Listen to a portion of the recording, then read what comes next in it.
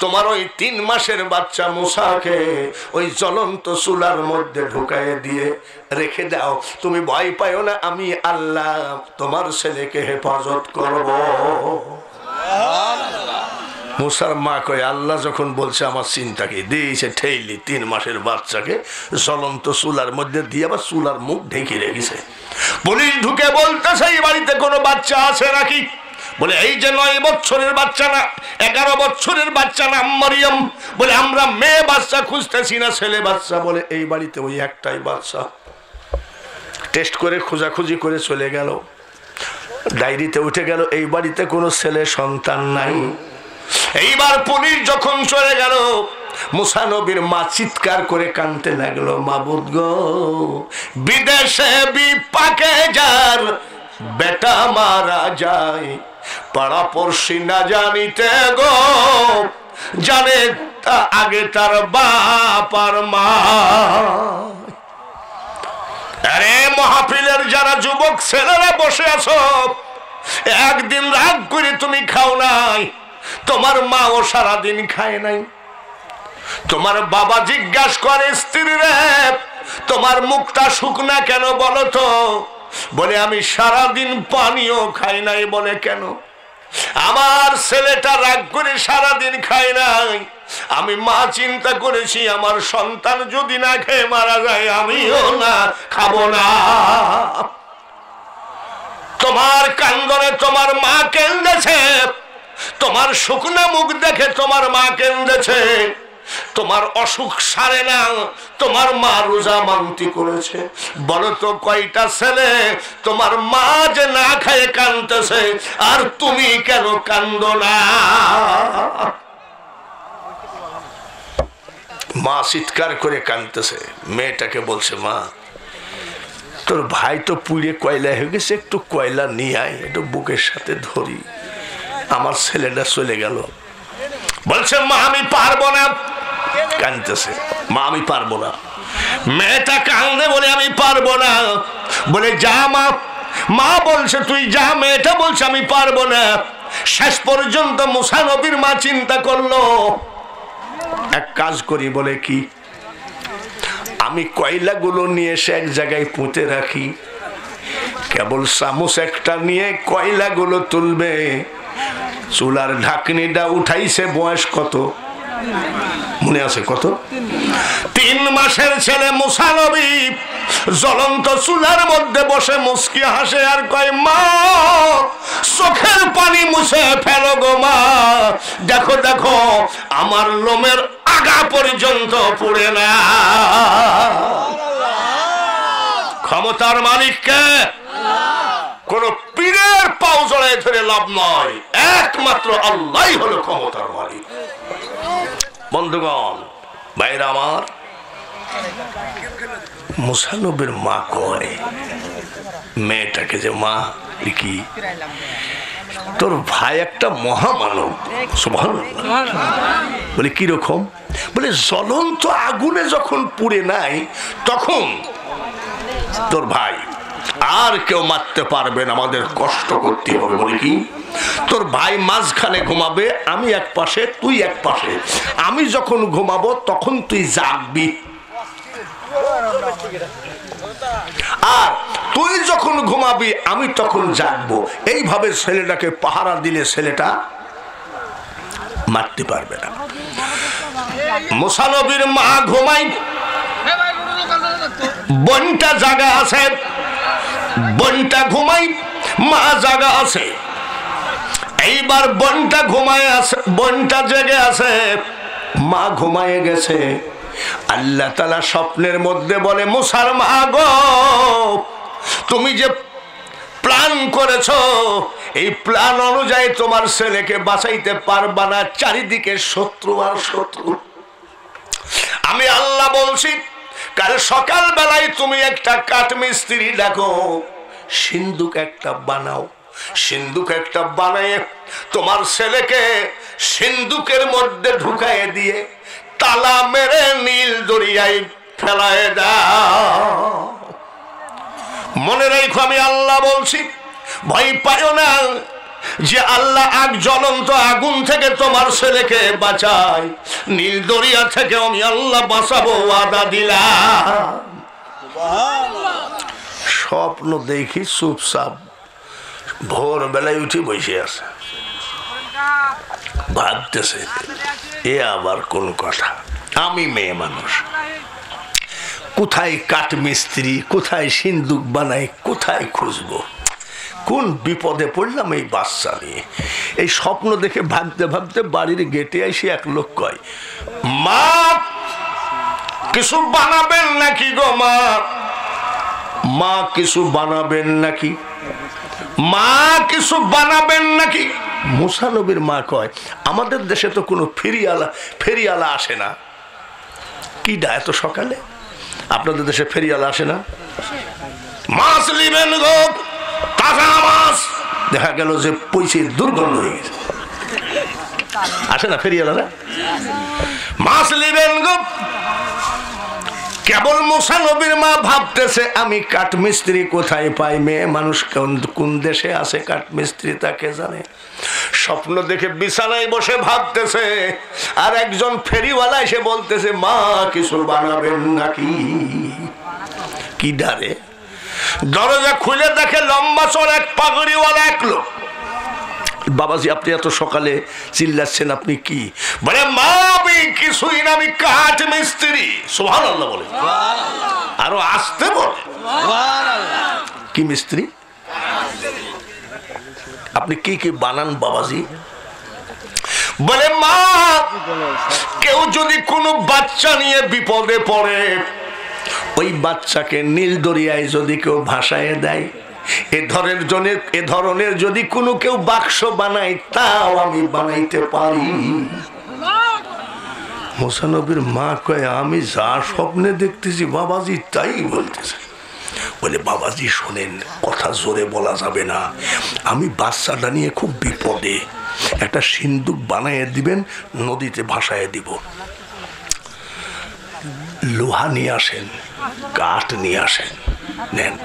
বলে মা লোহা কাঠ আমার ব্যাগে আছে, আমার শুধু একটু পানি লাগবে গো মা।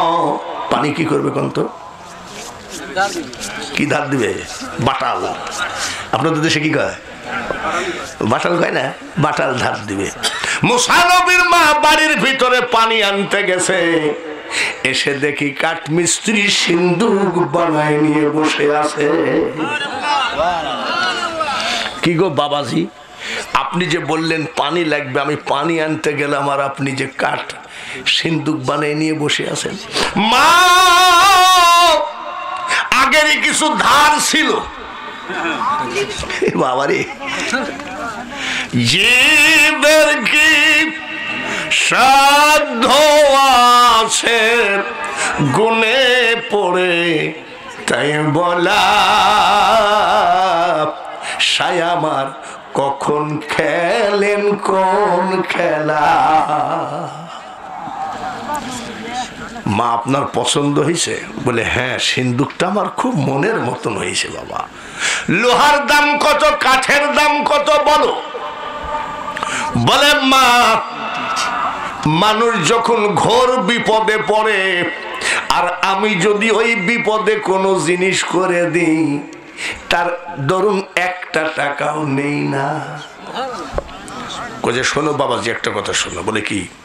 তুমি আমার যে উপকার করে দিলা, তোমার কথা আমার জীবনে মনে থাকবে, তা কাজ করো। বলে কি?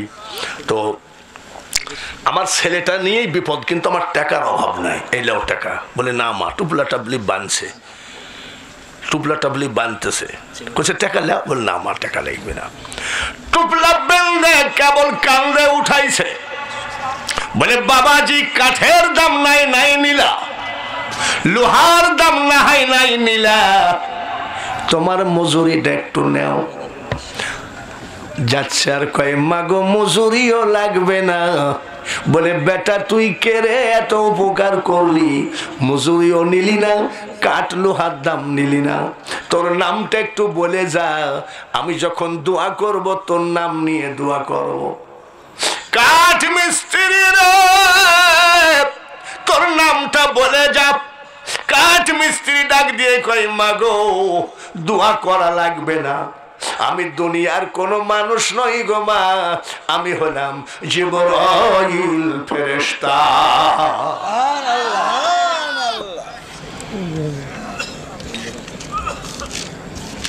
সমস্ত কিছুর মালিককে আল্লাহ, আর আমরা মধ্যে থেকে ফুটানি করি, মারামারি করি, এক কাঠা জমি নিয়ে ফাটাফাটি জেলখানায় কোটে। হ্যাঁ ভাইয়ারা, এইবার আসুন ফিরাউনের স্ত্রীর নাম কি? আসিয়া। আর ফিরাউন এক বিছানায় ঘুমায় আছে। আল্লাহ তাআলা স্বপ্নের মধ্যে কয় আসিয়া রে আমি আল্লাহ বলছি। স্বপ্নে আল্লাহকে দেখা কি সাইড দেখানি ব্যাপার? আসিয়া তোমার স্বামী ফিরাউন যে নীল দরিয়ার কিনারে বিশাল বালাখানা বানাইছে, বহুদিন তুমি আর ফিরাউন ওখানে যাও নাই, আগামীকালকে সকাল বেলায় ওখানে যাবা, তোমার স্বামীকে সঙ্গে করে বালাখানায় বসবা। দক্ষিণ দিক থেকে একটা সিন্দুক ভাসতে ভাসতে আসবে গো আসিয়া, ওই সিন্দুকের মধ্যে 3 মাসের ছেলে আমার বন্ধু মুসা থাকবে। তোমার তো ছেলে মেয়ে নাই, তুমি তো নিঃসন্তান, মুসাকে সিন্দুকের মধ্যে থেকে নিয়ে এসে তুমি লালন পালন করবা, আর হেফাজত করার মালিক আমি আল্লাহ। যে ফিরাউন 80,000 মাইরেছে, আর মুসার ভয়ে আরো মারতেছে, আর সে মুসাকে আল্লাহ পাঠাচ্ছে কার বাড়ি? কার বাড়ি? আসিয়া বলতেছে ঘুম থেকে উঠে, আচ্ছা তোমার সাথে বিয়ে হলো, একটা ছেলে তো দিতে পারলাই না, আর তুমি রাজত্ব করতে তুমি এই বালাখানায় যাও না কেন? তো ফিরাউনের আবার সবই দোষ ছিল, গুণ ছিল একটা। গুণ ছিল কয়টা? একটা। সেই গুণটা কি? আসিয়া যদি বলতো চুপ থাকো, ব্যাস একবারে চুপচাপ। আমাদের দেশে কিছু পুরুষ আছে থানার পুলিশকে যা ভয় পায় তার থেকে বেশি ভয় পায় বউকে। আন্দাজে ঠিক মানে এখানে নাই পাগল, এটা তো হলো সব আছে না, আছে। বউ ভক্ত স্বামী বাংলাদেশে এই গ্রামে না থাকলেও আছে না? তো ফিরাউন ছিল বউ ভক্ত, যদি বলতো চুপ বাস, যাবা কি যাবা না তাই বলো, বুঝি না তুমি রাগ করো না, চলো, ওই যে পুলিশের থেকে বেশি ভয় পায়, চলো। আল্লাহ স্বপ্নের মধ্যে বলে দিয়েছে, বালাখানায় বসে আছে আসিয়া, শুধু বারবার কোন দিক তাকায়? দক্ষিণ দিকে তাকায়। ফিরাউন কয় আচ্ছা আসিয়া তুমি খালি দক্ষিণ দিকে তাকাইছো, টেনশনে আছো নাকি? বলে চুপ করো, তোমার সাথে বিয়ে হয়েছে তাই বলি আমার কোনো স্বাধীনতা বোধ নাই নাকি? আসিয়া চিন্তা করতেছে, আল্লাহকে যখন দেখেছি তো তোর গোষ্ঠী সাইজ করবো। দেখেন মুসার বন্ধু কিন্তু আসিয়ার ফিরাউনের ঘরেই হয়ে গেল, মানে আল্লাহকে যখন স্বপ্নে দেখেছি, আল্লাহ যখন আমাকে বুঝায় বলেছে তোর গোষ্ঠী আমি সাইজ করবো।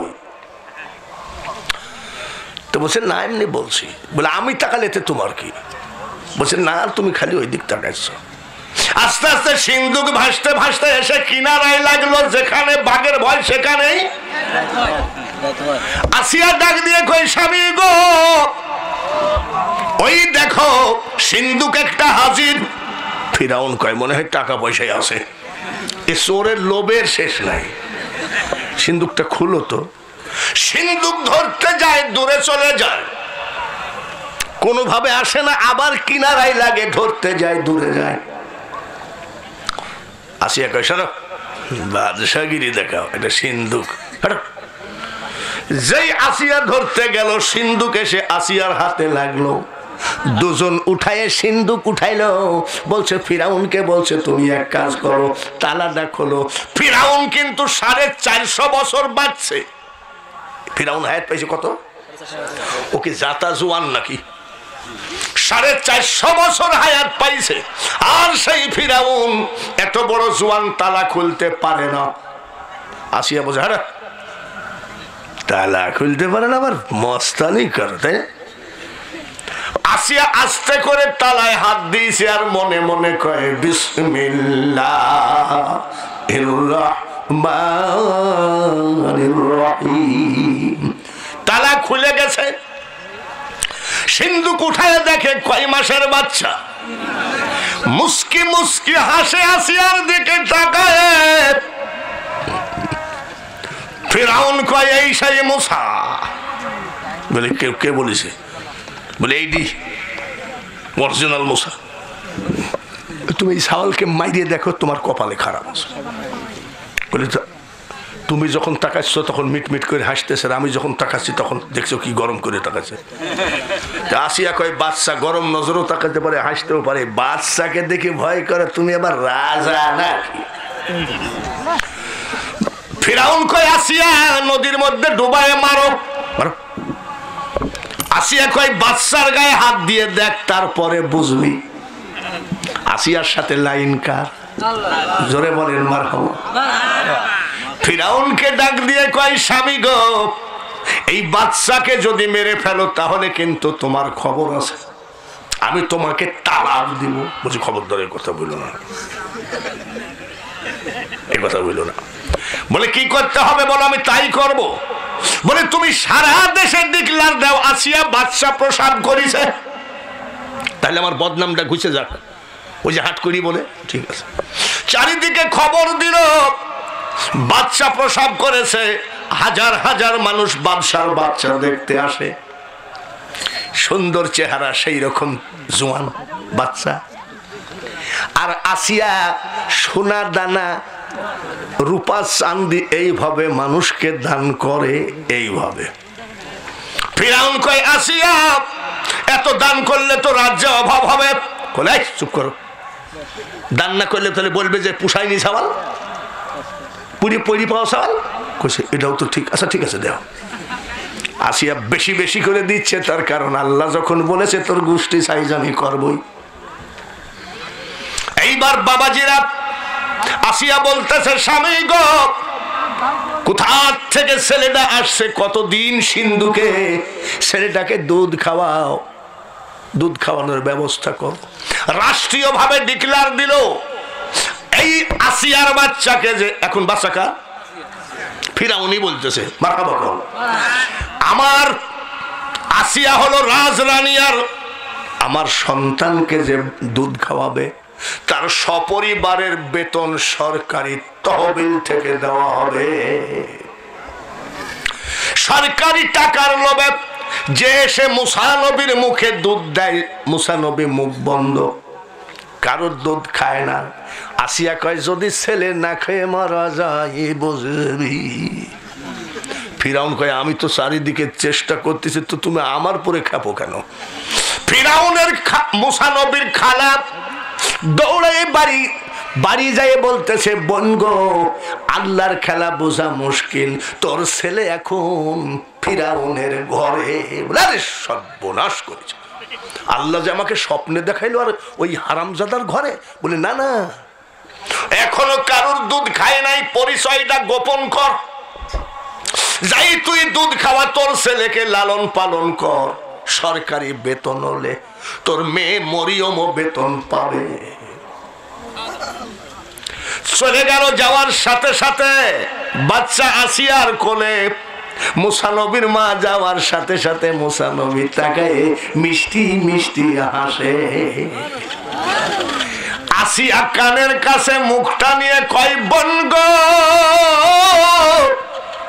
খবরদার পরিচয় দিও না, জীবন বাঁচবে না।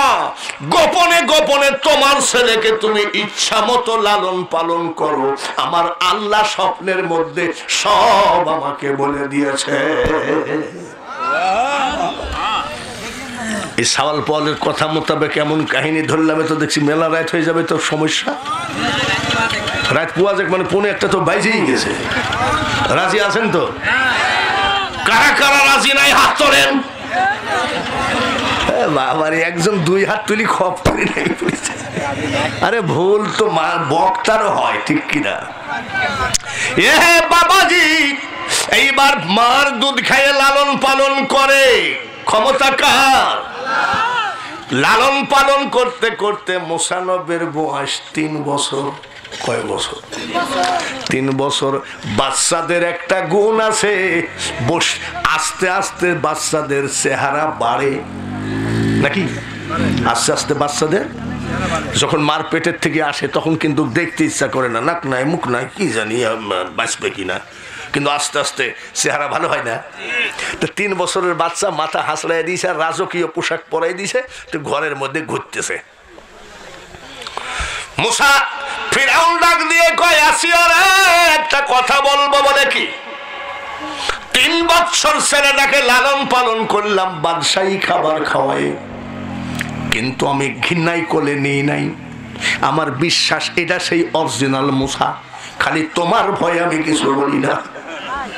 তো কি বলতে চাচ্ছ?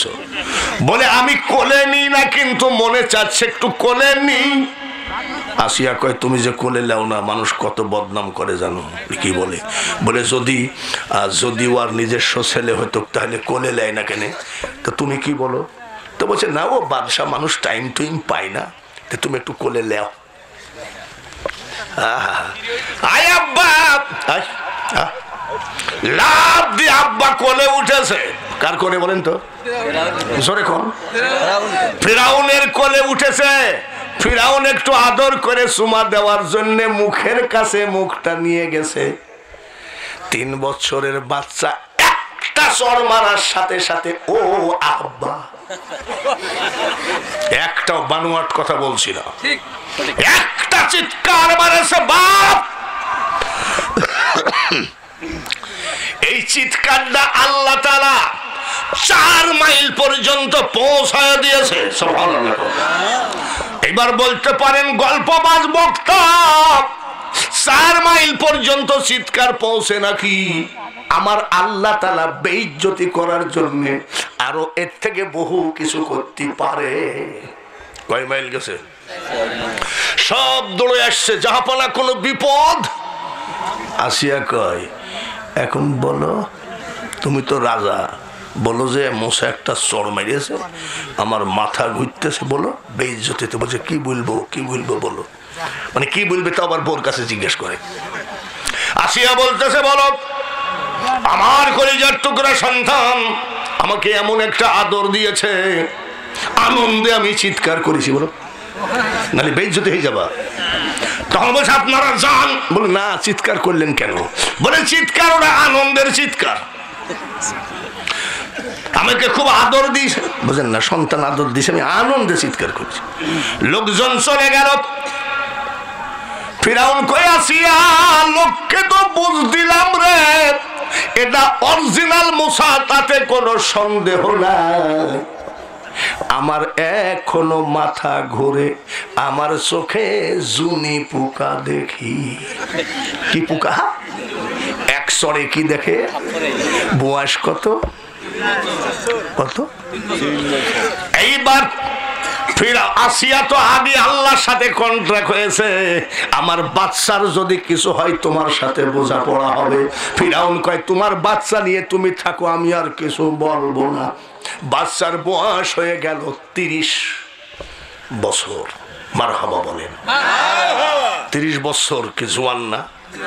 জোয়ান না? কেমন জোয়ান মুসা নবী জানেন? 50টা পুরুষের শক্তি আল্লাহ তাকে দিয়েছিলেন। কত বছর হলো? 30 বছর। খাতা কলম ধরে দেখেন, ওই মিশরে বাস করত, তুর্কি মানে তুরস্ক থেকে আসছে। মুসা নবী কিন্তু বানি ইসরাইলের। আর একটা সম্প্রদায় বাস করত কিবতি, আমাদের দেশে যেমন রিফিউজি ইন্ডিয়া থেকে আসছে, আর ওই মায়ানমার থেকে আসছে, তাদেরকে কি বলে? পাকিস্তানিদেরকে কি বলে? বিহারি। আর আমরা সবাই বাঙালি।